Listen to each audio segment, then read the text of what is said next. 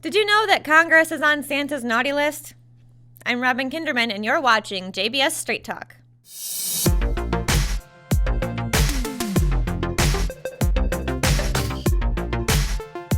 Congress, especially the House of Representatives, has passed a lot of bad and unconstitutional bills this year, earning them a place on Santa's naughty list. So what are these bad bills that they've passed? Among some of the worst pieces of legislation passed, in December alone, was S. 1790, the National Defense Authorization Act, also known as NDAA. NDAA was a nearly 3,500-page-long bill funding the Department of Defense to the tune of $738 billion for fiscal year 2020. And believe it or not, members of Congress only had 19 hours to read the bill. Yet, even with that impossibly narrow window to read the entire bill, let alone understand it, it passed in the House by an overwhelming majority of 377 to 48 on December 11th. The worst part of the NDAA is that it authorizes indefinite detention, denying U.S. citizens of their constitutional right to habeas corpus, the right to trial.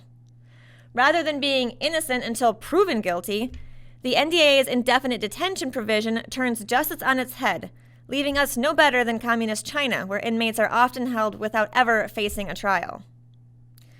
Then, of course, there was the massive Omnibus, which is a massive spending package to fund the vast majority of the federal government. The Omnibus passed as two bills with discrete names.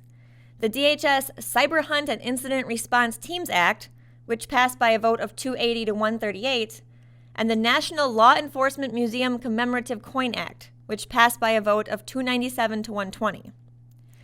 Together, these two omnibus bills cost U.S. taxpayers $1.4 trillion.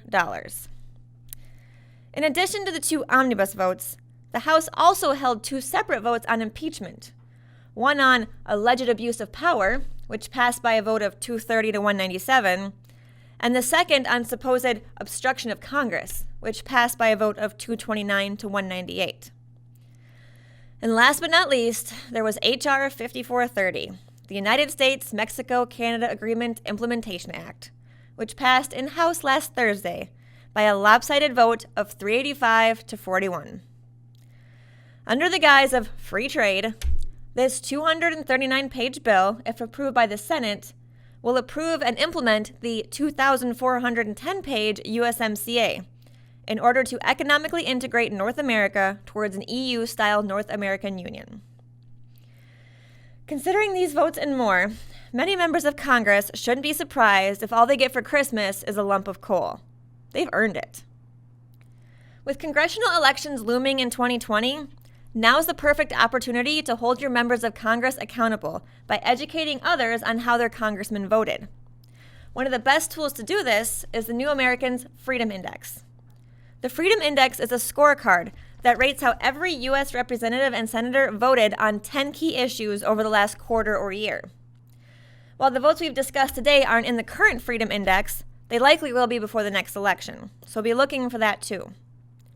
In addition to the Freedom Index, the best way to make a difference is by simply becoming a member of the John Birch Society and getting involved at the local level.